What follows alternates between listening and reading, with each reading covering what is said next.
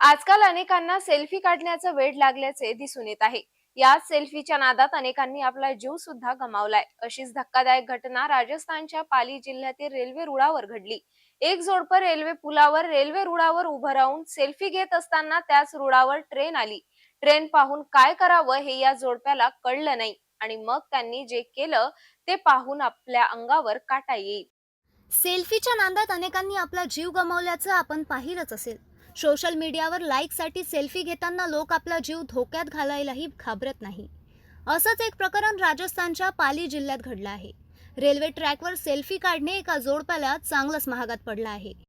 हे जोडपं रेल्वे रुळावर उभं राहून सेल्फी घेत होतं. तेवढ्यात त्याच रुळावर ट्रेन आली.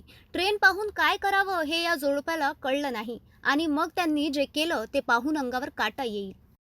ट्रेन आपल्या दिशेने वेगाने येत असल्याचे पाहून पती पत्नी खूप घाबरले. या भीतीपोटी त्यांनी भयानक पाऊल उचलले आणि थेट खोल दरीत उडी घेतली. हे दृश्य तिथे उपस्थित लोकांनी पाहिल्यानंतर त्यांनी आरडाओरडा सुरू केला. नंतर जखमी जोडप्याला शोधून जोधपूरच्या रुग्णालयात दाखल करण्यात आले. सध्या त्यांची प्रकृती चिंताजनक असल्याची माहिती आहे. कलाल पिपलिया येथील रहिवासी राहुल आणि त्यांची पत्नी जान्हवी अशी जखमी झालेल्या दाम्पत्याची नावं असून त्या आपल्या नातेवाईकांसह गोराम घाटाला भेट देण्यासाठी आले होते.